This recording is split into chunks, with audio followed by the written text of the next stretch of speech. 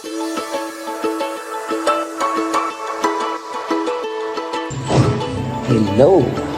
Magandang umaga, magandang hapon, or magandang gabi sa inyo, aking mga anak-anak, apo-apo, ni Nanay Anita.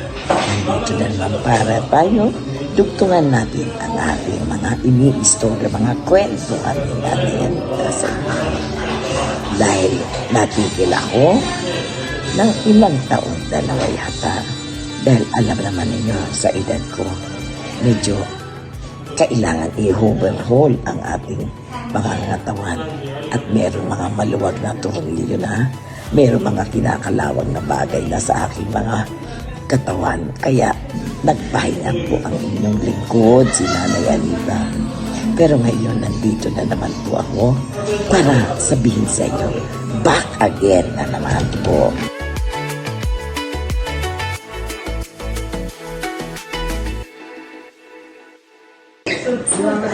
Ayan na naman mga apo-apo, anak-anak ko. Nandito, nakarating na ang inyong Nanay Anita sa facilities namin sa daycare. Day service namin po. Parang daycare na mga matanda. Mga parents ko, basta marami pa tayong kwentuhan mamaya. Pagka nag-lunch break ako, makikita ninyo ang istorya ko, bakit ako na-late na, bakit ako hindi nakapag-vlog nung nakapahinga ng ilang taon. Kita nyo mga bata ang aking mga caregivers at caretakers dito, mga nagmamahal sa atin. Minamahal din nila ako kahit na ako'y Pilipino. Kaya yan, marami akong kwento sa inyo. Ayan, kita nyo yung aking inumin. Ayan na naman. Marami tayong mga dapat pagkwentuhan. Ayan. Mamaya ulit, mga anak-anak, mga lola, mga apo-apo, Nanay Anita, hintayin ninyo. Maliligo lang po ako. Okay. Ayan na naman po ako. Andiyan na mga tagapag-alaga. I want you to be in front of the video there while getting the ice and the drinks. Okay? Okay. Okay. Okay. Anita. Look, they are drying up by here after the bath. Tapos ng ligo, pinapatuloy ko ng hair dryer. Ang buhok, diba? Saya ng buhay ng matanda na tumatanda sa Japan.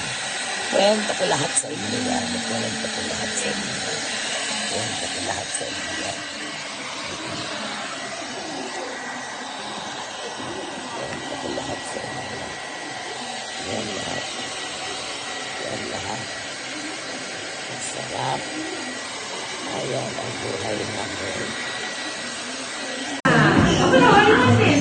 Nandito ang aking paligid. May mga nagbabaraha, may nagmamasahe. Ito, katatapos ko lang naligo, kaya maganda na naman ang inyong lola. Ang inyong Nanay Anita. Ayan na naman po ang ating buhay dito sa day service. Ayan po, ayan po.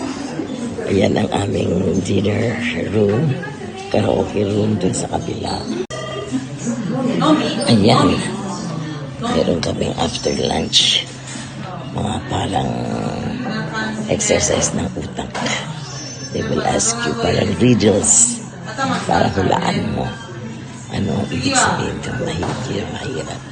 Pero gagamitin mo yung utak mo. Ayan, tapos exercise na daw kami.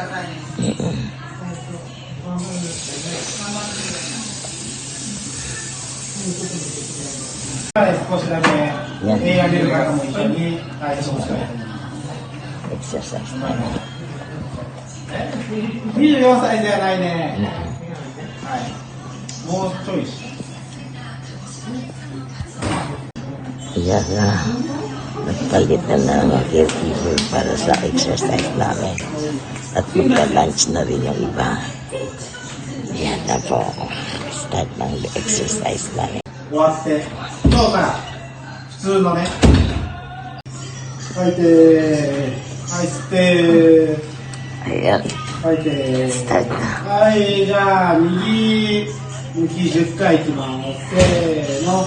1、2、3、4、5、6、7、8、9、10、11、